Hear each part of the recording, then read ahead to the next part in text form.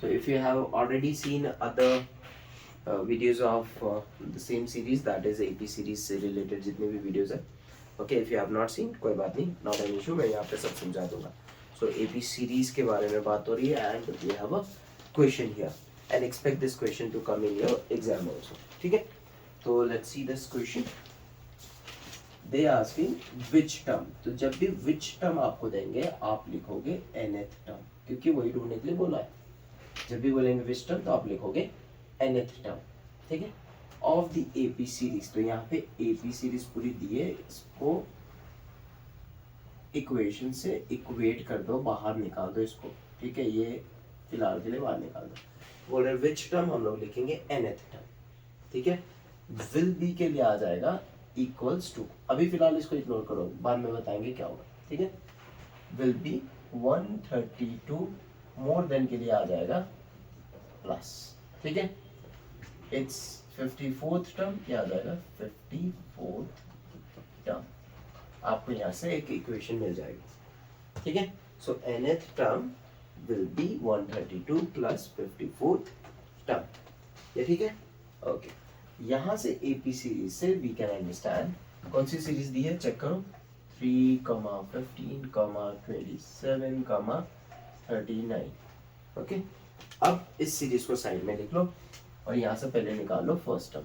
ये हो गया हमारा फर्स्ट टर्म, ये होता है सेकेंड, ये होता है थर्ड, ये हो गया फोर्थ टर्म. ठीक है, ओके. तो फर्स्ट टर्म जो होता है दैट्स द वैल्यू ऑफ ए.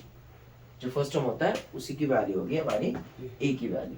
ठीक है, तो ए हो गया 3. ये समझ आ गया. अब हमें चाहिए डी की वैल्यू. We need D. तो डी के लिए इन दोनों को माइनस करना है. What is that, 15 second term minus first term. Exam में टाइम है तो लिख लो, नहीं है तो कोई बात नहीं, डायरेक्टली लिख लो. D will be 15 minus 3, this minus this. Okay, so we will be getting d is equals to 12. If you have time, write down. If you don't have, find out the logical, okay, the logic behind it and the shortcut manner. Okay, so a will be 3, d will be 12. Now we know nth. They said आपको which term, we have to calculate which term, so we'll write nth term. Now let's see how things are. Now for nth term, remember इसके लिए एक formula लिखना होता है.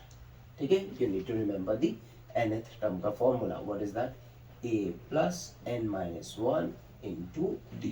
That's the nth term का formula. ये clear है, equals to 132 plus 54th term. 54th term.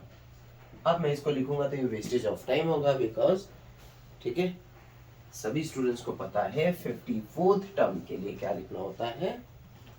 54th term के लिए क्या लिखना होता है, for this one will be writing a, okay, plus 53 plus 54 है तो हो जाएगा 53d. क्या हो जाएगा, a प्लस 53d. ये क्लियर है, yes. Okay. Now since we already know a and d की वैल्यू, यहाँ से बस n की वैल्यू निकालनी है and we are done with that. Okay, तो a की वैल्यू हो गई यहाँ पे 3, n की वैल्यू नहीं पता, ढूंढनी है. d की वैल्यू चाहिए, दैट इज 12 ले लिया हमने. इक्वल्स टू, अब थोड़ा पास कर लेंगे इसको, 132 प्लस a की वैल्यू है हमारे पास, दैट इज 3 प्लस 53. d के लिए आ जाएगा हमारा, d के लिए आ जाएगा 12. ये क्लियर है, ओके. नाउ यहाँ पे इसको सॉल्व करो. दो स्टूडेंट्स वो वेरी स्मार्ट, ठीक है, मैं यहाँ पे एक छोटा सा पॉज ले रहा हूँ. सॉल्व करो, फटाफट एक आंसर बताओ and you have to give me the answers in the comment box. ठीक है, हर टाइम तो नहीं होगा because this is not live. तो इतने तक अगर आप लोग आ गए हो, वीडियो तक पहुंच चुके हैं, तो now solve it and write your answer in the comment box. Okay, तो यहाँ पे कैलकुलेशन थी, I did not want to put in the video ताकि वीडियो इतनी लंबी ना हो जाए. ठीक है, सो वी स्टॉप्ड हियर. उसके बाद जिसको नहीं समझ आया, basically 12 multiply by n will be 12n. Okay, minus 1 है, इसके साथ मल्टीप्लाई हो रहा है तो this will be 12 into 1 will be 12. ठीक है, plus this. Now you have to simply multiply this. I have multiplied here, side में चेक कर लो, ठीक है, जल्दी जल्दी पता लग जाएगा। मल्टीप्लाई किया, सो वी गॉट 636, ये दोनों ऐड हो रहे हैं 639। Okay, now we have open the bracket, क्योंकि प्लस है तो कुछ भी चेंज नहीं होगा, you simply have to add these two, will get 771। यहाँ पे ये दोनों कांस्टेंट टर्म्स है, 3 and 12 both are constant terms, so plus minus minus 12 में से 3 निकाला 9, clear.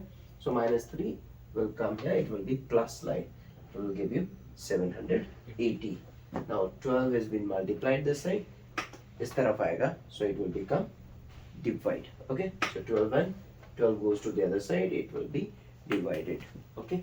now simply divide and tell me the answer, don't tell me कि you do not know the division, आप लोग ढूंढ सकते हो, do let me know the answer in the comment box, okay। thank you so much, and do let me know if you have any problems in the comment box so that I can solve on those problems and share the videos on the same channel. Thank you.